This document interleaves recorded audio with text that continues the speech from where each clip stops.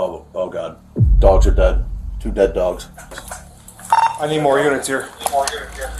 Hold this. It was on this welfare check that the Romeoville police realized that it wasn't only 2 dogs that were dead, but a complete family of 4.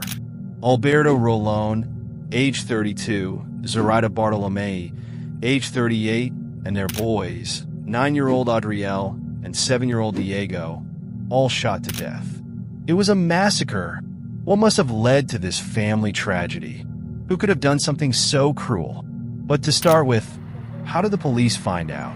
It turned out that on September 17, 2023, a concerned mother reached out to the police. She hadn't heard from her daughter all day. Calls went unanswered. Messages left unread. Something felt off. Lairway Communications, how can I help you? Yes, please. I'm calling for my daughter, Zoraida Bartolomei. She lives at 512 Concord Avenue, Romeoville, Illinois, and we haven't heard from her or her husband or her children during the whole day. No answering the phone. If somebody can go by the house and check them, because the husband, they called from his work that he didn't show up to work. And he never, he's always at work. Okay, give me 1 second. Thank you. On arrival at first, detectives believed it was a robbery gone horribly wrong. But as they started piecing together the puzzle, they uncovered a twisted revenge fueled by obsession, deception, and a delusional belief in a fabricated conspiracy. Units from 367. I'm waiting for at least one more to make entry.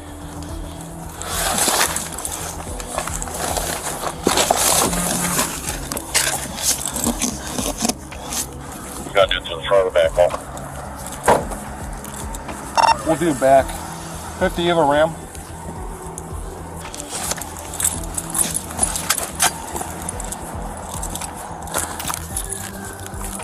No worries, I'm gonna force entry to the back.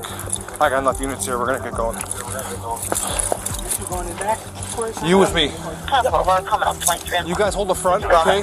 From a position of cover, please. I don't know if anybody's in there or not. You got another door right here.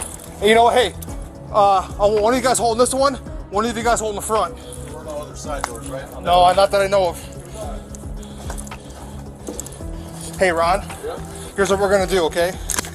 I'm gonna boot it. We're gonna go nice and slow, all right?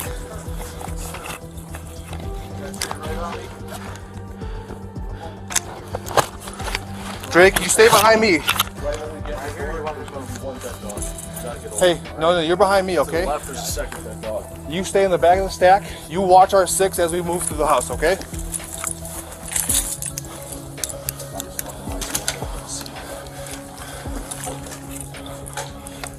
Corey, come up here, cover this door. This window. Got it. This lights is dead. Chris, here. Here, watch you. No, I got one. Check the door. Here, cover the window. What do you see, Corey? Boom, move up. 399 up 23. Another. Move it up. How many dead dogs you got? We got 1 dead dog right here. We got a second dead dog over to the left. All right, watch out. Watch out. Hey, why don't you check the door handle first before we get to it? Stand by. Doors open. All right. Hold on. Dispatch Romeoville 315. 1033 traffic. Romeoville units 1033 traffic only. Make an entry 33 traffic only. All right, Ron, go ahead. For privacy concerns, the video from inside the home has been removed.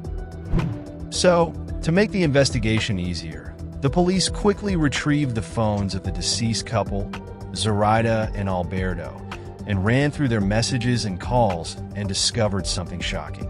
They noticed that there had been a lot of recent conversations between Zoraida and a man called Nathaniel Huey. To understand this unfolding story, let's do a quick background check on who this Nathaniel is and how Zoraida got in contact with him. Zoraida worked at an engineering firm at Glendale Heights, where she met Nathaniel Huey, a former security guard. But what seemed like a harmless workplace friendship would soon spiral into something far more troubling: a romantic relationship. The two hit it off immediately, and soon they were sneaking around, hooking up in hotels, and keeping their torrid affair a secret. But Nathaniel's indiscretions were about to catch up with him in the worst way possible. Unbeknownst to Nathaniel, Zoraida had ties to the ruthless Mexican cartel, and they were now after Nathaniel, determined to eliminate him. Nathaniel had no idea why the cartel wanted him dead, but he knew he was in grave danger. With his life hanging by a thread, Nathaniel would have to think fast and stay one step ahead of the cartel's assassins if he had any hope of surviving this nightmare. Meanwhile, it turned out that Nathaniel wasn't single. He was engaged to and living with his long-term girlfriend, a 50-year-old Ermelinda Palomo. But what kind of woman was Palomo? Former acquaintances described her as cunning, calculating, and obsessed with control. She had a history of manipulation, coercion, and deceit. Somehow, Ermelinda discovers Nathaniel's infidelity, but surprisingly, she doesn't want to simply dump his cheating ass. Instead, Ermelinda concocts an elaborate and devious plan to get rid of Zoraida for good. So Ermelinda creates a series of fake social media profiles and uses them to secretly message Nathaniel. Under these false identities and aliases, she tells him that he is being targeted by the dangerous Mexican and Bulgarian cartels. The messages claim the cartels know personal details about Nathaniel, like his name and where he lives. Nathaniel becomes increasingly anxious and takes these cartel threats very seriously, completely unaware that it's actually Ermelinda orchestrating the whole scheme. Despite his anxiety and belief that the cartel is after him, the man continues to secretly sleep with Zoraida on the side. Ermelinda's plan to scare him isn't working, as he persists in his infidelity. After nearly a year of this, Ermelinda decides to try a different approach. Using one of her fake online aliases, she contacts Nathaniel and tells him that not only are the cartels after him, but that Zoraida is actually a spy working for the cartel. Do you recall earlier that Zoraida is a member of a cartel? Everything else in this story is true except for the cartel conspiracy part. These were all lies, painted by Ermelinda to make Nathaniel withdraw from Zoraida. Zoraida was just a hard-working wife and loving mother of 2 children with an extramarital affair. She was innocent. Ermelinda, using one of her aliases, contacts Nathaniel with a chilling proposition. She claims the only way to stop Zoraida from killing Nathaniel is for him to kill Zoraida first. Alarmed, Nathaniel and his new online accomplice research the layout of Zoraida's house, planning to break in and carry out the murder. After days of meticulous planning, Nathaniel, not knowing what to do or how to single-handedly carry out the plan, confides in Ermelinda about his dangerous entanglement with the cartel. He reveals that they are after him and he must eliminate Zoraida before she can eliminate him first. Meanwhile, Ermelinda, who fabricated the cartel story under her fake identity in order to stop Nathaniel's infidelity, feigns shock as though she's just knowing about the whole saga and agrees to help Nathaniel carry out the murder despite knowing the truth. This is where the story gets interesting and unsettling. So stay with me as I give you a full picture of the crime scene. On September 16, 2023, the planned day of this homicide, at around 3:17 a.m., Nathaniel armed himself and drove with Ermelinda to Zoraida's house.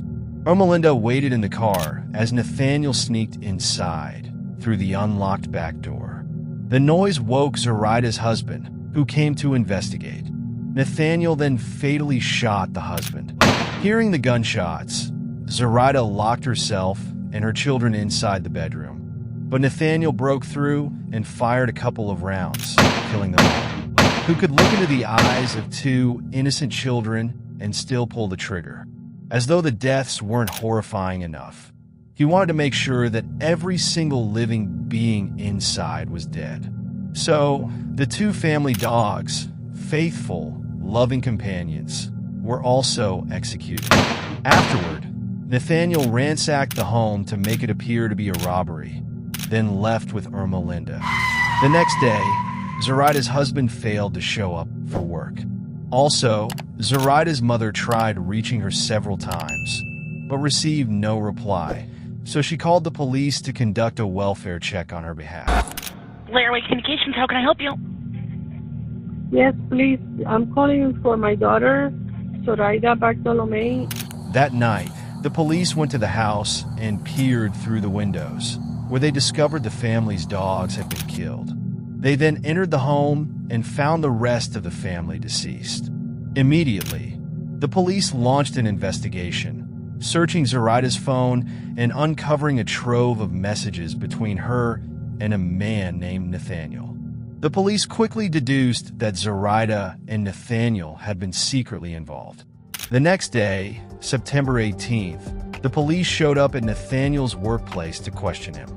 They asked him to hand over his phone, but Nathaniel hesitated, saying he could bring the phone to the station later, as there were other things on it he didn't want the police to see. Meanwhile, he had deleted all of the messages from his device. And of course, Nathaniel denied any involvement in the tragic events. While this was going on, another police unit arrived and questioned Ermelinda. Hello. Hi, Ermelinda. My name is Detective Garcia from the Romeoville Police Department. This is Detective Wagner. I know you know what's going on and why you were here. Okay? I know you were talking on the phone with your husband right now. Husband Okay. or boyfriend? She plays dumb, claiming she just found out about Nathaniel's affair. You didn't know he was having an affair? The officer asks. No, I just found out from you guys, she says, but the police don't believe her. Did you go anywhere last night? They press. No, I was home, she mutters. Realizing they're in trouble, Nathaniel and Ermelinda decide to flee. They drive all the way from Illinois to Catoosa, Oklahoma, desperate to escape the impending investigation and likely imprisonment for their crime. The police launched a nationwide manhunt for the suspects. They were quickly spotted shopping at a Walmart in Catoosa. As the suspects left the store, police rushed to confront them. Spotting the approaching officers, the suspects, Nathaniel and Melinda, jumped into their car and sped away, sparking a high-speed chase onto the highway. The chase continued for some time until Nathaniel lost control of the vehicle, crashing in on the highway. Police surrounded the wrecked car, ordering the suspects to get out. The dramatic scene unfolded, with the suspect's damaged SUV visible at the crash site. The car! What's your background? Get out of the vehicle! Get out! Where you going? Yep. Where you going? Oh, you want to go in? Go in. Let's go. Yes. On your right. Move to your right behind you. I got door. Do not see movement. No movement.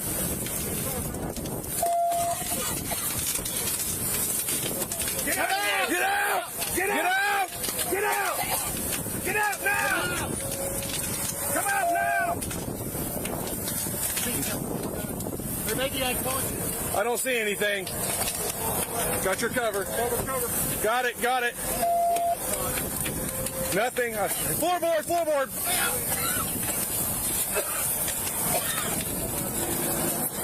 Get her. Got cover. Grab her belt. You got that door?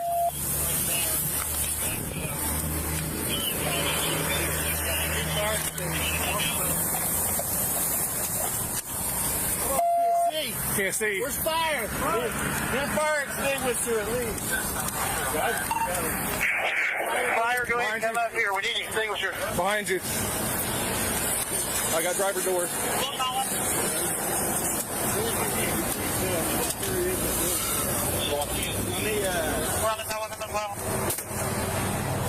Get a baton!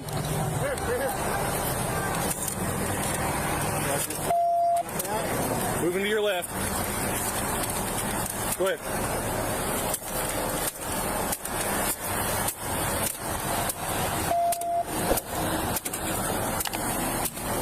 You would have thought that this is going to be the end, and that the perpetrators of this crime were going to be brought to book, but you were wrong. Nathaniel refused to give up easily, knowing he was caught. Unsure what to do, he turned to Ermelinda, pointing his weapon at her. With a single shot, he attempted to end her life. Then, he turned the gun on himself, taking his own life as well. Luckily, there were still signs of life in Ermelinda, so she was rushed to a nearby hospital. Unfortunately, she succumbed to her injuries very quickly. When the police investigated, they discovered that Ermelinda had orchestrated the entire fake cartel murder plot. Tragically, Nathaniel never realized he was only a pawn, believing the cartel was after him all the while until the very end. The police records also revealed that Zoraida Bartolome's husband, Rolón, had found out at some point and even damaged the tires of Nathaniel's vehicle in retaliation for Nathaniel engaging in a relationship with Zoraida. After this incident, the Romeoville murders sent shockwaves through the community. An entire family wiped out. Their friends, neighbors, and relatives left grappling with a senseless tragedy. What do you think? Was Nathaniel Huey fully responsible for his actions? Or was he just another victim of Palomo's twisted mind games? Let me know in the comments below. And if you found this case as chilling as I did, make sure to like, subscribe, and turn on notifications for more deep dives into the world of true crime. Rest in peace, Zoraida, Alberto, Adriel, and Diego. Until next time, stay safe and stay curious. Thank you.